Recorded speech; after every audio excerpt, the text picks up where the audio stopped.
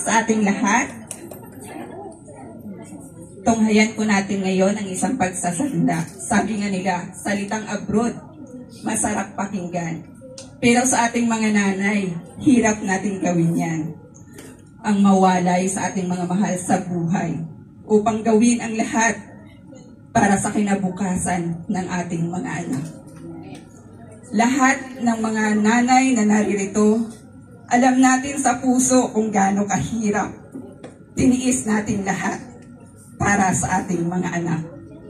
Kaya sa oras na ito, sabi nga sa salita ng ating Panginoon, di ba? Ang panalangin ng isang ina ay walang kapantay. At ang pagmamahal ng isang ina ay walang umpay at walang hangganan. Kaya tunghayan po natin muli ang pagsasadula ng isang anak at ng isang ina na nawalay sa isa't isa.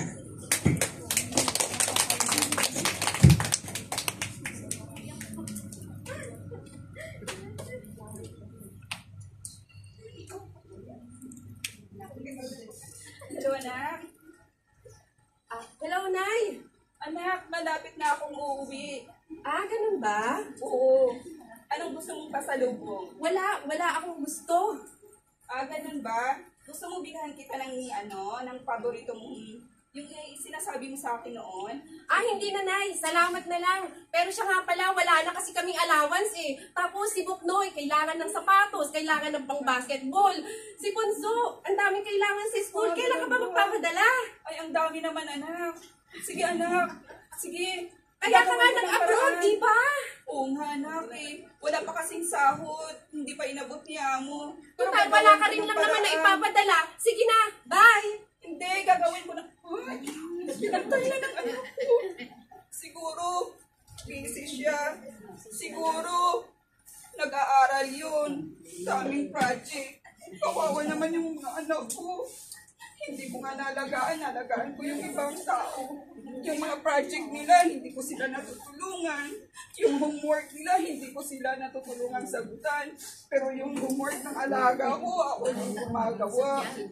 Ay, kawawa naman. Hirap ng buhay ng isang ina na nawalay sa kanyang mga anak.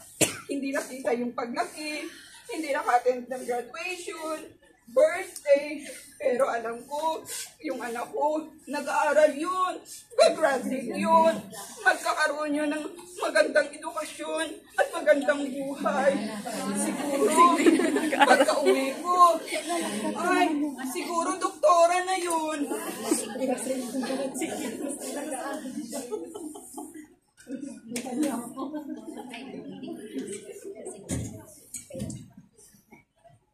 Na, ay, asa na ang balik ko? Umuwi na pala ako. Wala kailangan. Tao po. Sino ba yan? Anak, ikaw na yan. Ang ganda-ganda mo naman. Umuwi na ako. Miss na kita, anak. Anak, may pasalubong ako sa iyo. Anong gusto mo? Ito na pala. Ang ganda. Ang ganda, anak. Gusto mo ba to? Pasensya ka na ha. Ayaw ko yan. Pagod ako. Gusto kong magpahinga. Anak, kwentuhan mo naman ako. Anong nangyari sa buhay mo? Bakit ba ang kulit-kulit mo? Sinabi ko na nga sa'yo. Ayoko na lahat ng Hindi yan. ka ba excited na umuwi na ako? Hindi mo ba ako na-miss? Saka na tayo mag-uusap. Pagod ako. Bakit ka ganyan? Pagod ka saan? Saan ka pagod? Pagod ako. Hindi ba ako naiintindihan? Pagod ako, Nay. Bakit ka ba naririto? Narito ako dahil miss na kita. Gusto kita ng alagaan. Miss mo ako? Oo. Alagaan mo ako? Paano mo nasabi lahat yan? Nandun ka sa abroad, nagpapakasasa sa lahat ng mga luhong binibigay mo na hindi namin kinakailangan. Ganun ba? Hindi naman ako nagpakasasa doon, anak eh. Hindi na eh. Naghihirap din ako doon eh. Hindi ko hinihingi ang lahat ng binibigay mo. Hindi mo ako naiintindihan. Naintindihan kita. Hindi, Inay. Bakit? Sige, ngayong nandito ka na. Ako naman ang lalayas. O sige, pag gusto mo na, namayas ka lang. Wala kang pinta, anak. Wala kang utang ng loob. Lahat ginawa ko, tiniis ko, kahit nagkasakit ako doon. Gutom! Yung tuyo lang! Yung ulam ko doon, yung sayo, Ditsun! anak. Anak, unawain mo naman ako. Hindi ko hindi ang lahat ng iyon, Ninay! Dahil ang kailangan ko yung pagmamahal ninyo, yun lang! Mahal kita, anak. Hindi mo kami mahal! Kung mahal mo kami nung namatay ang itay, bakit hindi ka umuwi? Hinayaan mo kami lumaki kami na walang magulang! Anak, alam mo ba? Umalis ako para sa'yo. Tiniis kong lahat. Alam mo ba, yung sigarilyo na hinihintit mo at yung alak na iniinom mo, ilang pagkain ang tiniis ko na hindi ko makain ng anak. Kung magkakaroon ako ng isang pamilya at magkakaroon ng mga anak, sisiguraduhin kong hindi kita gagayahin, sisiguraduhin kong hindi ako magdidildil ng asin para lang magutom at Walang iyo ka. Wala kang utang-utang kapal ng mukha mo. Hindi ko ba alam na habang nakahiga ka doon sa malambot na kama, ilang gabi ang tiniis ko na hindi ko kayo kayakap. Hindi mo ba alam na natutulog lang ako sa sahig na walang kumot sa kusina ng amo ko? Hindi mo ba alam yon?